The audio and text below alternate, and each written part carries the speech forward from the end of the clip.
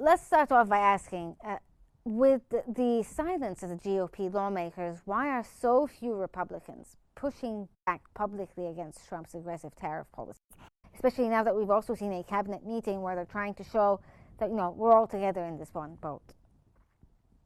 I mean, what he's trying to do is what he promised to do. He's trying to restructure international trade.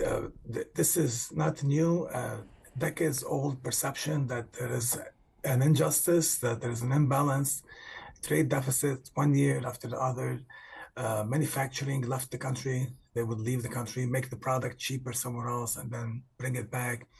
And since the tariffs were low, it worked fine for them, but it devastated manufacturing in the US, cost jobs, and many areas got ruined financially. Like, for example, the area that J.D. Vance came from in Ohio. When manufacturing left the country, it hurt people, and it wasn't replaced by anything else that pays as well. And some people made money, the capital people. And I remember hearing actually from the governor of Michigan. I was at an event, and I heard the governor of Michigan at the time, Jennifer Granholm, and she said that there was a company in Michigan that was planning on leaving for China at the time. This is a number of years ago.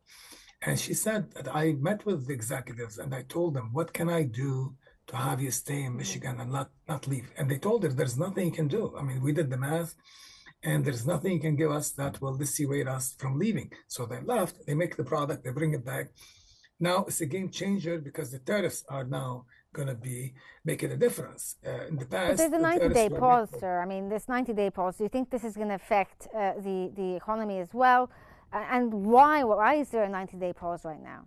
Is there pressure on the president to Yeah, there is definitely pressure on the president, and the administration says that they have agreements in the pipeline, that some nations have reached out and they have agreements. I think one of them is Vietnam. Another is Israel. I think there were talks with Israel as well. So I think that the main issue really is China, not as much the rest of the world. And some people faulted Trump for really opening a fight with every single nation on earth, basically.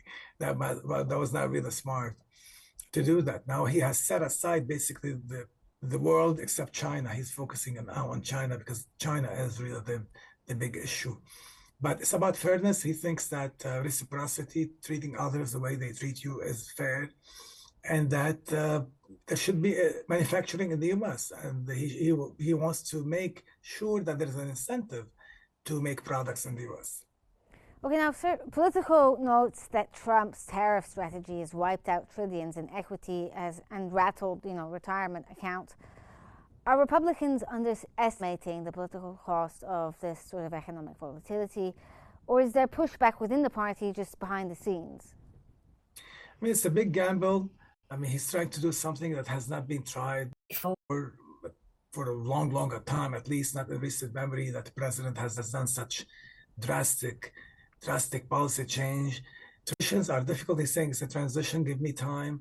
But there is fear. I mean, there are elections. I mean, this country has federal elections every 2 years for the Congress, and the midterm elections, if there's a recession, then the Republicans will get hit hard. I mean, they'll lose big time, and they were afraid that the economy will tank and they will lose the elections. But he's saying, give me time. I know what I'm doing. Just give me time and it will pay off. And, markets go up and down. There's the issue of fear that plays a role, anticipation.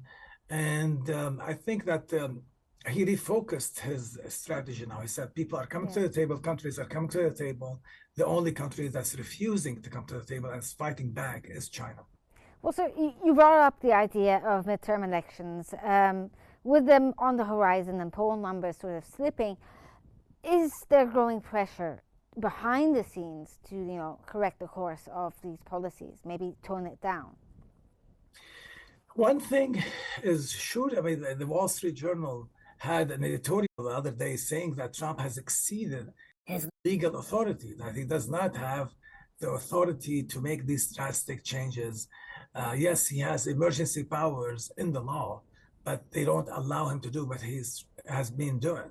And somebody should be suing, and I think somebody sued Trump over this. He's exceeding the authorization given to him by the Congress. Yes, it is. I mean, it's massive change, major change. But the American people have, the public, regular Americans have always said that it's a sad thing that manufacturing has left this country, and that people who have capital have made money, but many areas, they call the Rust Belt for a reason. I mean, all these factories that were abandoned, and they make products overseas. I think that's the focusing on China, I think, makes a lot of sense, but it's not targeting China as just a global issue to reset the trade situation for the U.S.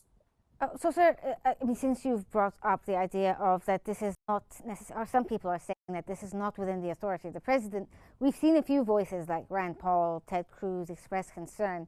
Is there any effort within the GOP to check or redirect the president's trade agenda?